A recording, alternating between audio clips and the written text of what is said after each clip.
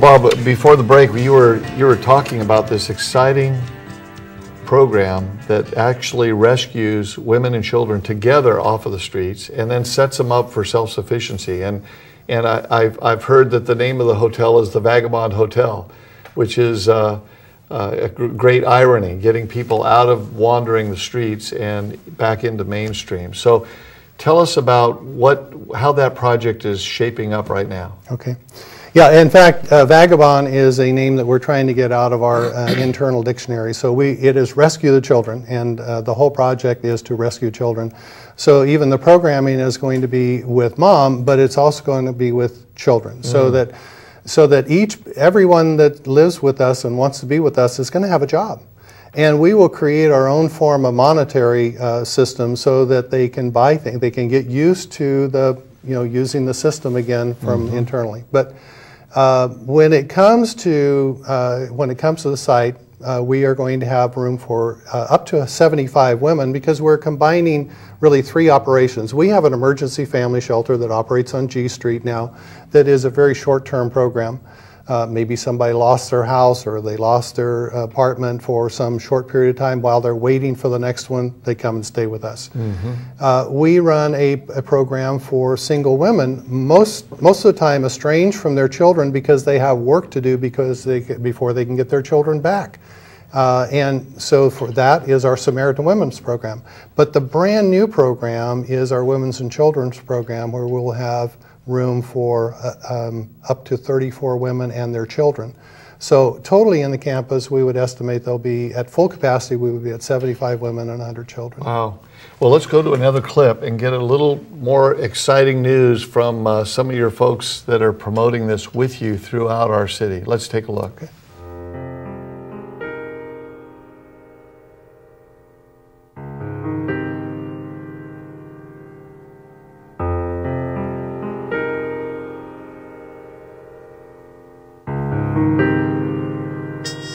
You know, it's kind of hard for me to imagine what it would be like if the rescue mission wasn't here. That would mean hundreds, even thousands of men and women and children would have no place to go when they were looking for food and shelter. People in need wouldn't have a place to go, where they're surrounded by love, they're surrounded by caring, they're surrounded by professionals.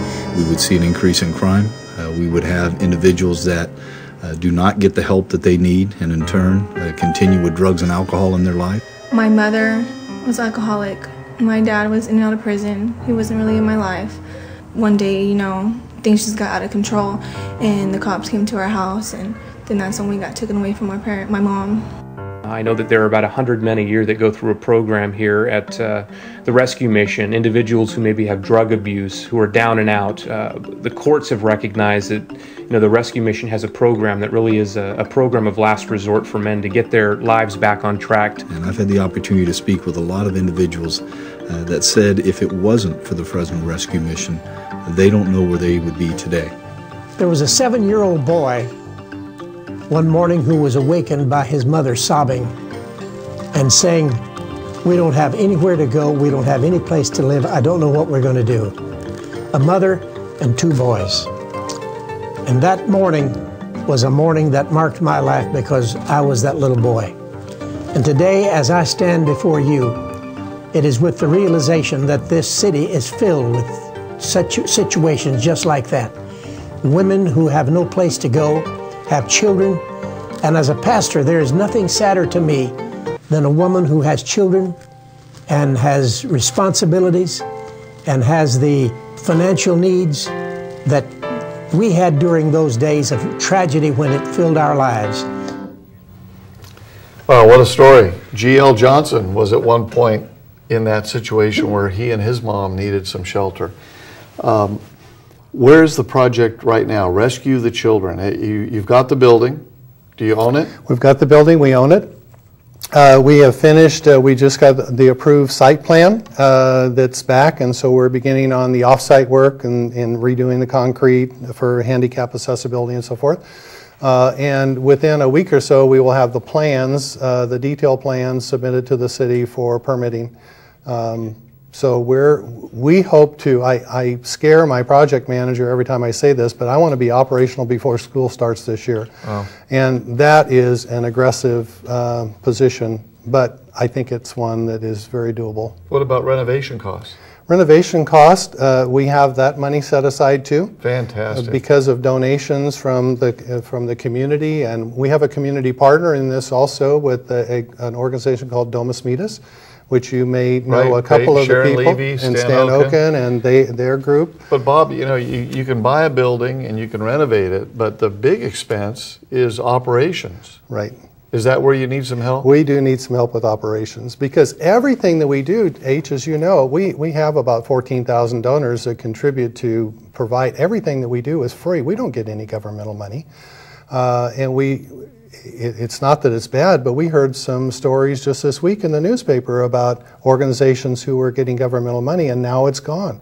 We don't want to rely on the government. Yeah. And so we're relying on the hearts and donations of the Christian community in order to support this. So if somebody wanted to support, we're gonna put a slide up right now for the Fresno Rescue Mission that will give people the information that they need.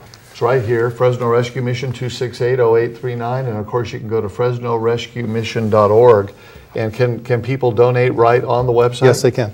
Fantastic. So you need people to give anywhere from $5 a month to $1,000 a month, or more, or more, whatever they can afford. But basically, it's the whole community coming together to support these most vulnerable people in our community. Yeah, there's a scripture in Corinthians that says, "As the body has many members, and all members have not the same office." So it is a community. I mean, Hillary Clinton was right. It takes a community, and this is an effort that will be a shining star in this community. How much did it cost to purchase the building, all 9.5 acres? A little over $2 million. Wow, so people have already been generous. Mm-hmm. And it sounds to me like this is where a banker with your experience, with a commitment to the church and to Christ and to the transforming power of the gospel, all of a sudden meets an organization that has this big need. I mean, you know, you talk about gifts. It sounds like your gift showed up right at the right time. Yeah, there's another one that I didn't tell you about. My dad was a general contractor, so on the construction side, through the high school, I worked construction too. So when it comes to renovation and so forth, in fact, our project manager, he says, like, there's 3 people on this because I did a lot of building with Bank of America and Clovis Hills, obviously, when we built that facility. So I do have a little bit of experience there also. Well, you could, you know, Bob, I'm thinking you could even put a little herd of Holsteins out there. I could do that. Provide milk for all the kids, and yeah. Well, tomato plants maybe. I don't know about that. Well, what's the big challenge for you guys right now at the Rescue Mission? Well, the biggest challenge for us is always actually volunteers, surprisingly enough. And so we're doing tours. If there's more people that are interested after hearing this clip, call the mission. We're doing tours of the facility all the time. We probably, last month, we did about 125 people through there. I took a retired justice of the appellate court system through the other day, and he said, "Now, how can I help you?" And so I gave him some ways that he could help. And he wants to help. No one that's made the tour has said this is a bad idea. They all see that this is the perfect idea, the perfect timing, and the facility is just gorgeous to do what we want to do. So people, I know I haven't taken a tour of the Vagabond. I took You're welcome. a photo tour with your help because you gave me a whole bunch of pictures. It looks spectacular, great potential. But I took a tour of the mission itself on G Street, and I was amazed at how safe I felt when I was there. Let's put that slide up again and give people an opportunity to, again, write down at home the number of the Fresno Rescue Mission and contact Bob, contact any of the staff there, get yourself down there to get a tour. It's really important in order for our hearts to be broken for the things that break God's heart for the city, for us to see. Mm-hmm. To see where, and yeah, it's a little challenging. You go down Ventura and you turn on G Street and you see people living on the street, and that's the reality. Mm-hmm. That is the reality. It is very much one of those things that person by person we can make a difference. In this new home for women and children, for example, we've had great ministry opportunity for men.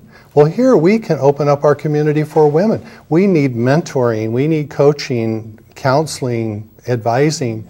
all of those things now that woman to woman can help us a great deal as we move forward. And that volunteer gift is just as significant as a financial contribution. Exactly, exactly.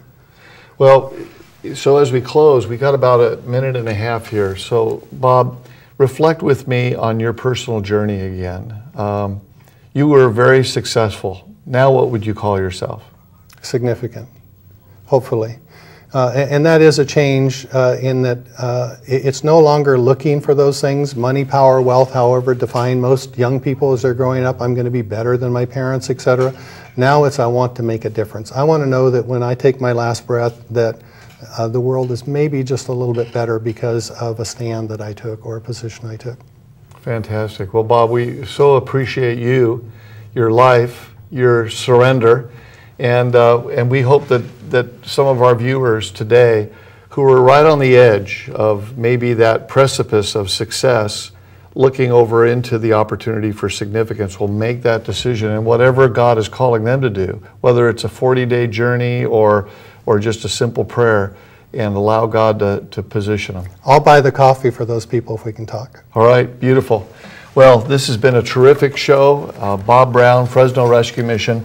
And if you appreciate this show and the other shows that we have on This Is Our City, interviewing transformational leaders changing their city, then make sure that you support KNXT, Channel 49. This is your station. It's allowing the good news of Jesus Christ to go up and down the valley. This is our city, and I'm H. Spees. It belongs to you, it belongs to me. This is our city.